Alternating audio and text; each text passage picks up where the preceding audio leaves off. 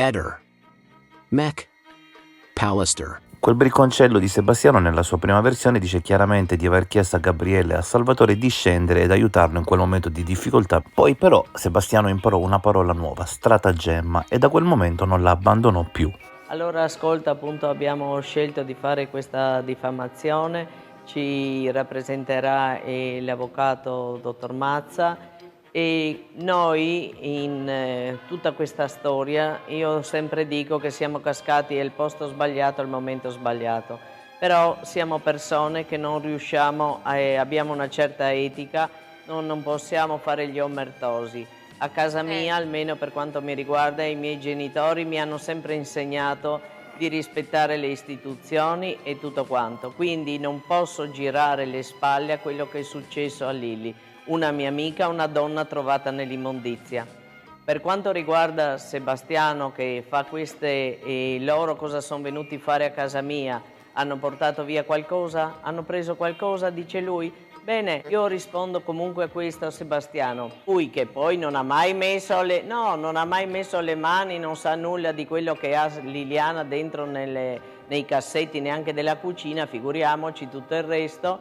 Ecco, se lui aveva già questo sentore che qualcuno è entrato a mettere qualcosa o a togliere qualche cosa, perché non è andato immediatamente in polizia ma ci accusa dopo 2 anni?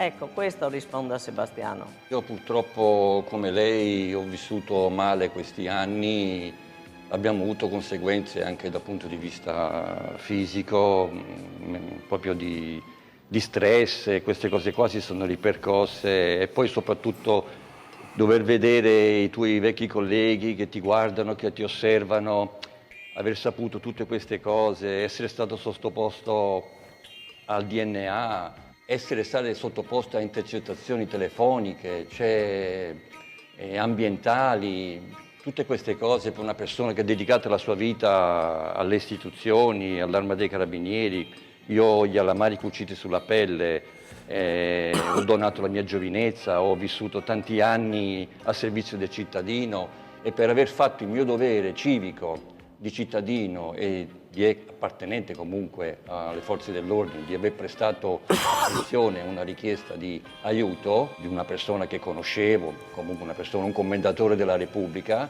solo per quello, ecco, mi sono trovato coinvolto in tutta questa storia che purtroppo è nata male, e speriamo, ecco, che invece che non finisca peggio. E Sebastiano, allora con sta storia, anche se sono venuti giù con lo stratagemma, io ricordo sempre a Sebastiano che da 1 anno a sta parte lui racconta che la notte la moglie piangeva fortemente perché era sempre stalkerizzata da qualcuno. E infatti, perché anche in quel momento lui non è andato e non ha detto, soprattutto, come lo ripeto adesso centinaia di volte, lui blocca lo stalker la sera prima di andare in questura, perché lui ha ritenuto che la telefonata delle 14:56, lo dice lui, non lo dico io, lo dice lui, che c'era una persona che ansimava, lui ha ritenuto che era uno stalker e la sera lo bloccherà un paio di minuti prima di entrare in questura.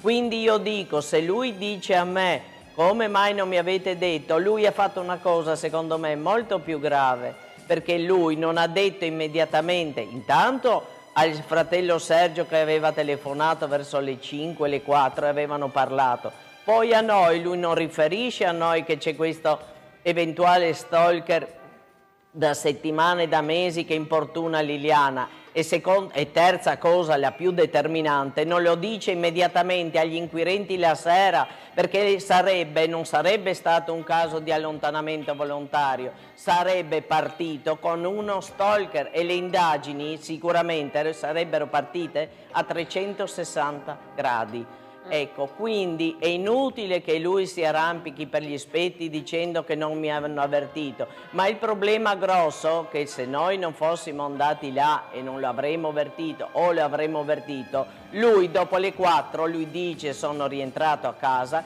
verso le 16 ho cominciato a preoccuparmi perché mia moglie non è tornata a casa. Quando legge il mio messaggio chissà perché solo il mio, tutte le telefonate, i messaggi di Claudio Starpin prima, le chiamate con Sergio, eccetera, quelle chissà perché sono passate inosservata. Si allarma solo con me, che non ho capito ancora perché, magari dovrebbe spiegarmelo questo, ma quello che io dico, lui insiste che io non gliel'ho detto, Salvo non gliel'ha detto. Non è questo il problema. Allora. È lui che dice che si allarma, è lui che blocca Claudio la sera prima di andare. Parliamoci chiaro, è lui il marito, non noi. Ehi, non dimenticare di iscriverti a questo canale.